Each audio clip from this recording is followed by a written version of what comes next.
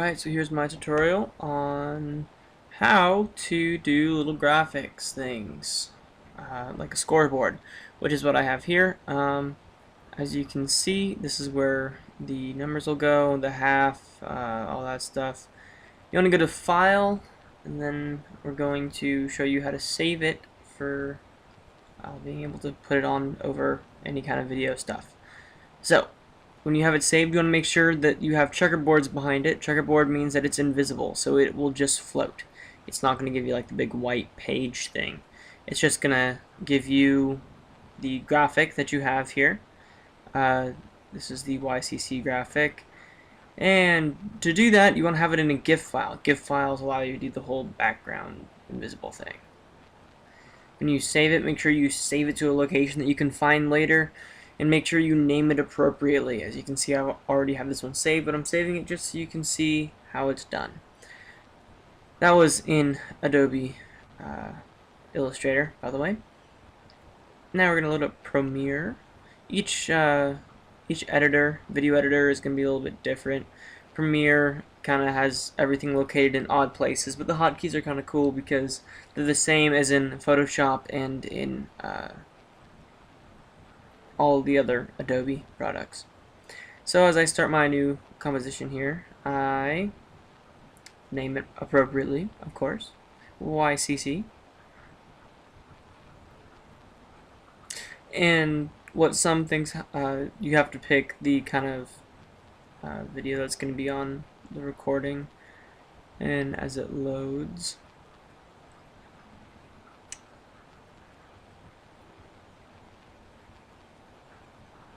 alright, so you're going to want to go to File, Import. You want to get that information inside.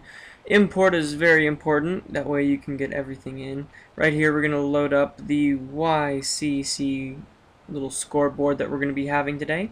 So just hit open and it'll go into your imported section. The import section for Premiere is going to be in the bottom left hand corner, as you can tell.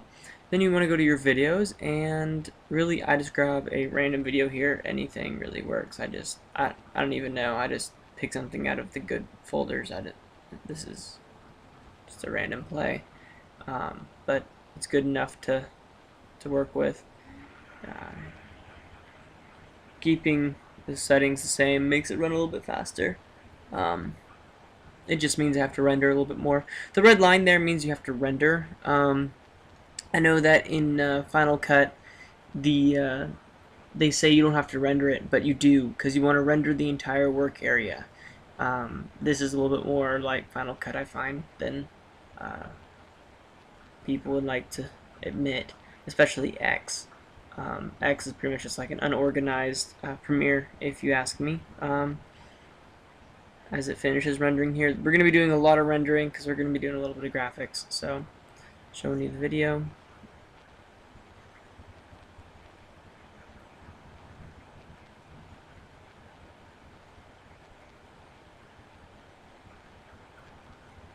Alright, this is going to be our banner. As you can see, once it goes in, since it was checkerboards on the GIF file, it doesn't show up.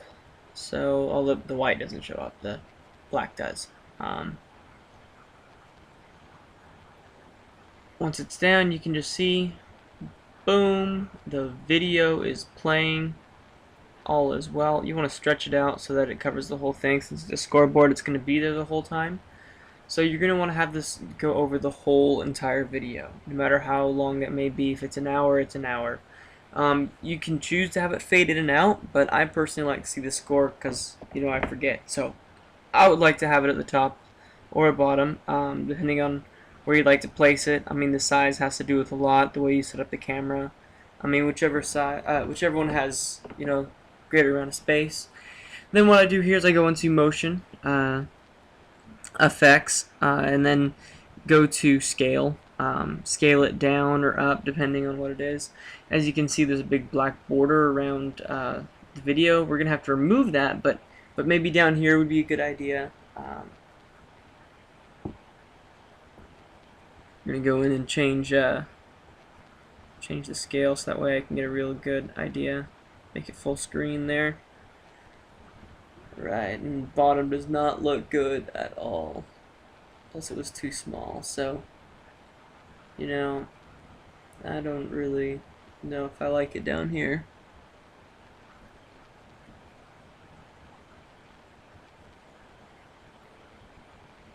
You can render it out, see if it gets in the way of any action here, and we'll probably end up moving it to the top.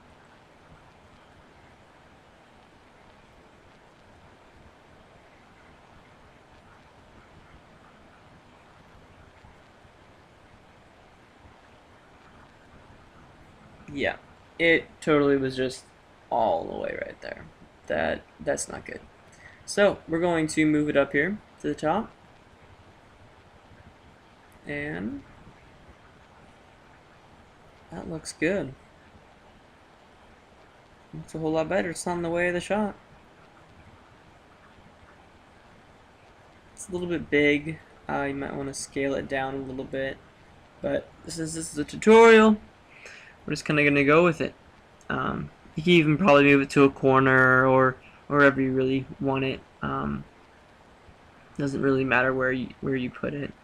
People will find it. It's a big black object that doesn't move. So.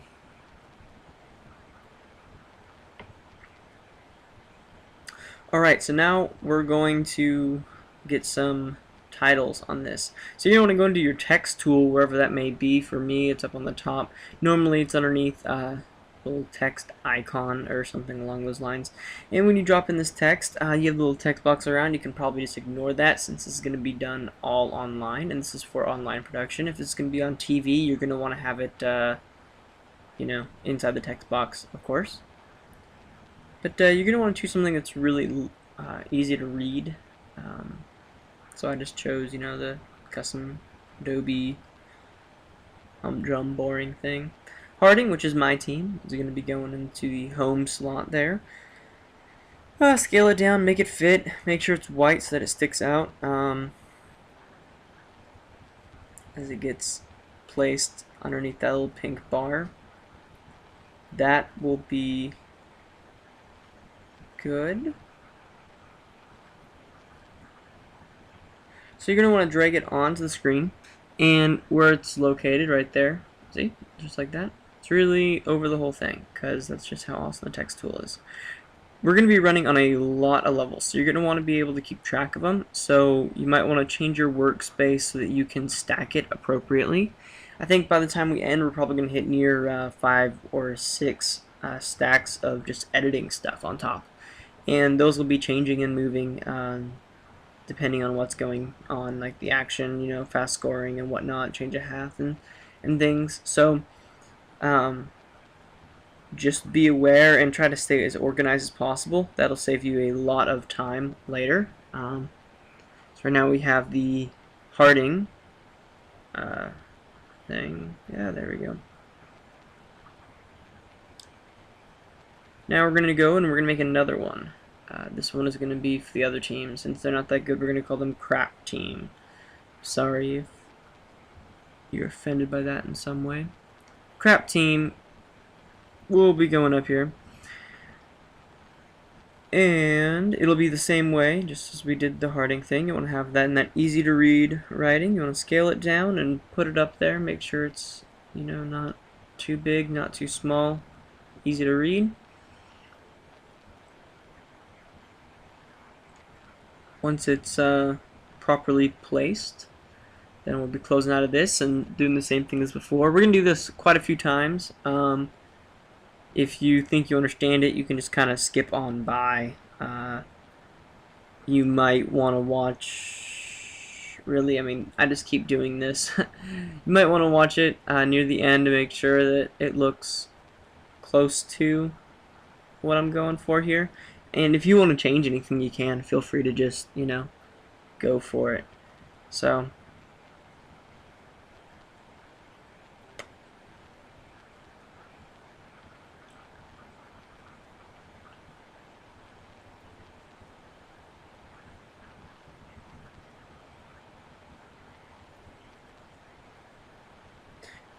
yeah, properly naming your titles is gonna really help you. When you get the names on it, you'll be able to move around appropriately to know which titles to cut and which ones to keep going.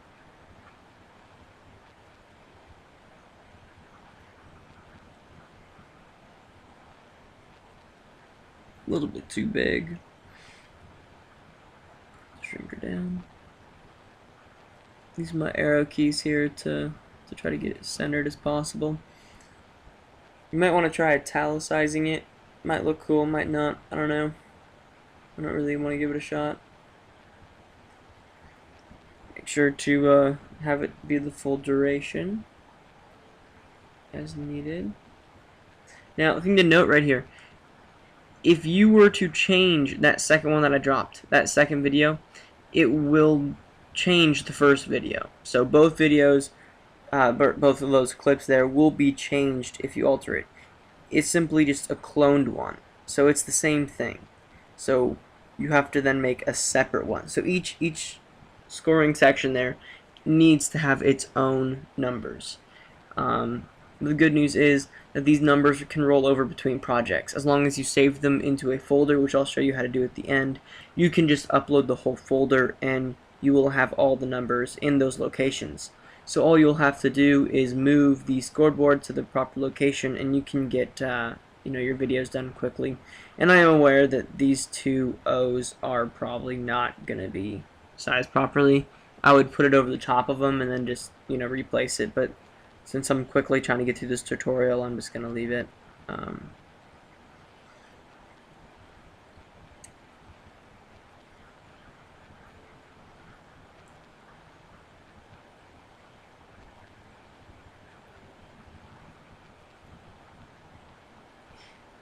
By constantly rendering out the project, it'll actually run faster for you, and it saves some time in the long run. And it keeps your computer from being bogged down and potentially crashing. I've crashed my computer many times by not rendering out my images. So the rendering is probably the most important thing, well, arguably the most important thing, because if you don't do it, the video will not work. So, and it's the thing that at least I always forget, because I mean it's just a little tiny bar. It can be yellow or red. Both of those mean that you need to render it. If it's yellow, you have to render the entire work area.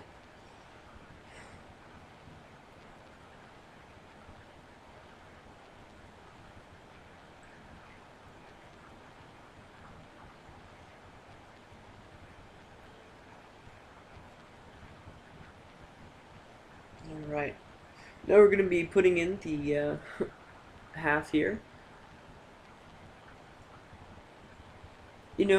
I could go into Flash and I could make a very elaborate thing that just is just plug in and you do all that stuff, but where's the fun in that, right? Nah, I honestly just don't really know how to do that. I could look into it and try it and stuff, but it doesn't really. Oh yeah, that was for you need to make sure that those go for the duration that's needed. You can drag them out past wherever you want. Move them wherever you need them. It's gonna go definitely more than just a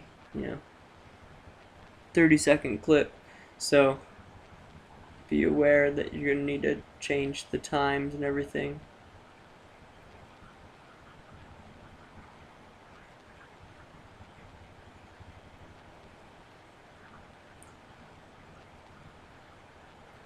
Alright, did that to skip by some, save you some time.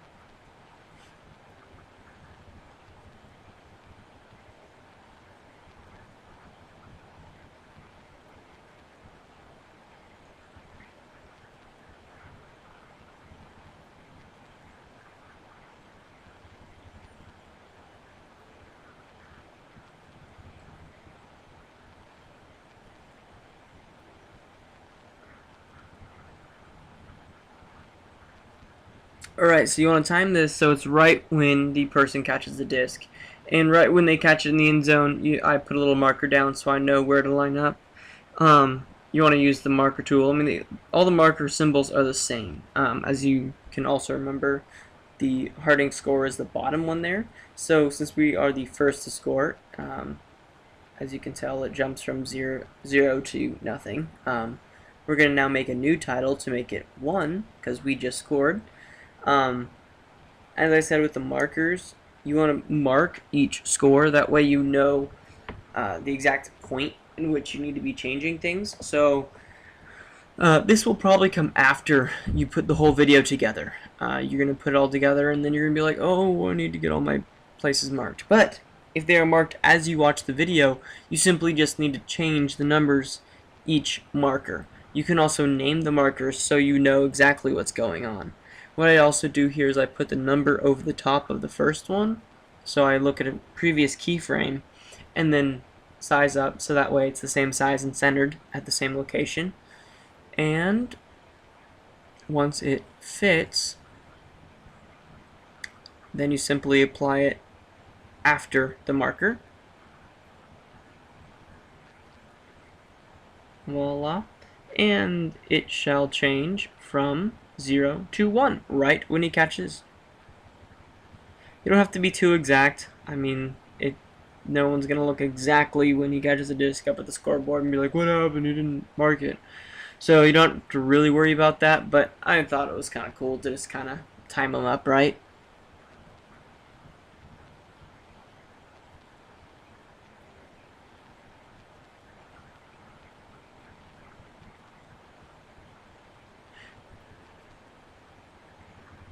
But as you watch it here, you know, I mean, if you're watching the scoreboard, it kind of jumps, and, you know, I think it would just kind of look nice if we put in a little transition. Transitions are going to be in the effects, and then down here at video transitions. Really, the only one you ever use, really, is the cross dissolve. Cross dissolve is like the best friend for everything. A couple frames is all you need. You just want to do it centered, not to the left or right. You want it smack dab in the center. That means it'll go evenly between the two. I mean, it kind of syncs it up to be perfect time. And as you can see, it looks pretty good. Smooth is going to 0 to 1. And here it is.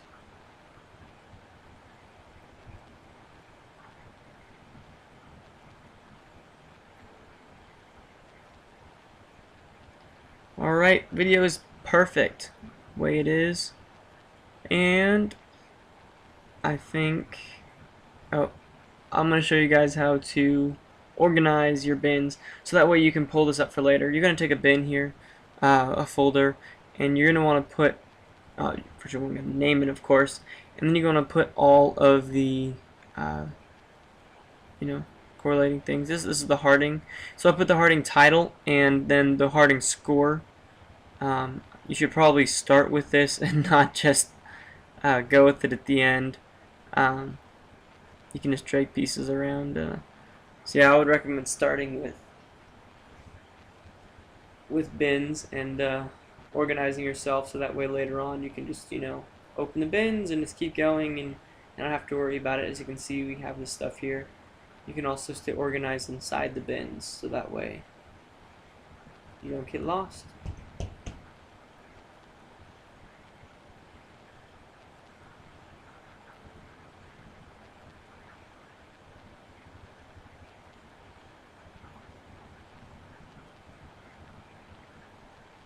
Alright, so we're going to show you how to export. When you go to export the video, you're going to have a couple options. You normally just want to export media. This is going to be whatever you want. You can have the option of do the actual settings of the film. I don't realize that this is a MPEG file, and so this is going to fail when I try to open it up again because my VLC, I didn't want to open up through VLC, so I just did another save. So you want to find a good location, one that you'll be able to find again, and export.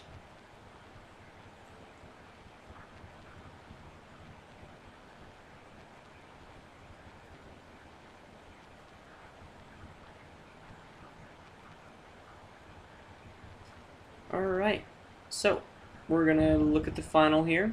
I'm gonna load this up.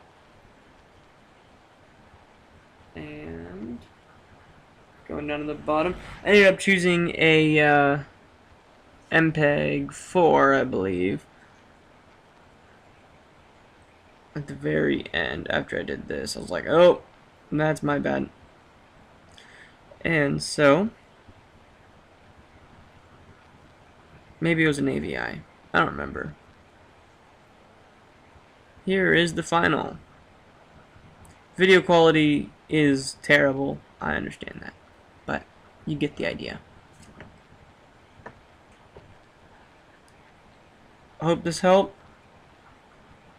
I hope you enjoyed this tutorial. Hope that you can succeed at graphics